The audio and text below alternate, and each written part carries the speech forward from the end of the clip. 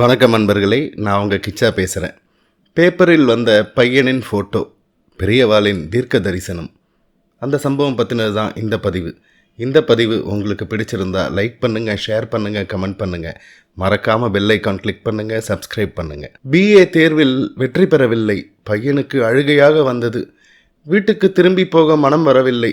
வீட்டுக்கு போனால் என்னவாகுமோ? அப்பா காட்டு கத்தலாக கத்துவார், அடி உதை என்று விளாசுவார், வாய்க்கு வந்தபடியெல்லாம் திட்டுவார். அவமானம் தாங்க முடியாத அவமானம். ச்சே, இப்படி தோற்று போயிட்டேனே. அப்பா எவ்வளோ கஷ்டப்பட்டு படிக்க வைத்தார். அதற்கு நன்றியாக நிறைய மார்க் வாங்கியிருக்க வேண்டாமா?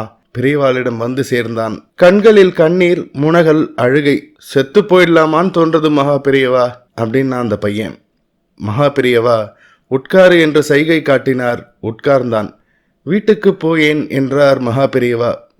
அப்பா அடிப்பா, திட்டுவா, கெட்டு தொலைஞ்சு போன்னு எரிஞ்சு விழுவா அப்படின்னா அந்த பையன். மகா பெரியவா ஒரு மெய்யடியாரை கூப்பிட்டு அன்றைய தினமணி நாளிதழை கொண்டு வர சொன்னார்கள். அந்த பத்திரிகையில் ஒரு விளம்பரம். பரீட்சையில் தோற்றுவிட்டு துக்கம் தாழாமல் இதோ இங்கே வந்து உட்கார்ந்திருக்கிறானே, அந்த பையனின் படம் வெளியாகி இருந்தது. இந்த பையனை யார் பார்த்தாலும் உடனே கீழ்கண்ட விலாசத்திற்கு தகவல் கொடுக்கவும். கண்ணா, உன் அம்மா படுத்த படுக்கையாக கிடக்கிறாள். உன்மேல் வருத்தம் இல்லை. உடனே வந்தால்தான் எங்களை பார்க்கலாம். இப்படிக்கு அப்பா. பையன் விளம்பரத்தை பார்த்து கண் கலங்கினான். நான் அப்பா அம்மாவை உடனே பார்க்கணும் என்றான். மடத்து சிப்பந்தி ஒருவருடன் அந்த பையனை அவன் பெற்றோரிடம் அனுப்பி வைத்தார் மகா பெரியவா.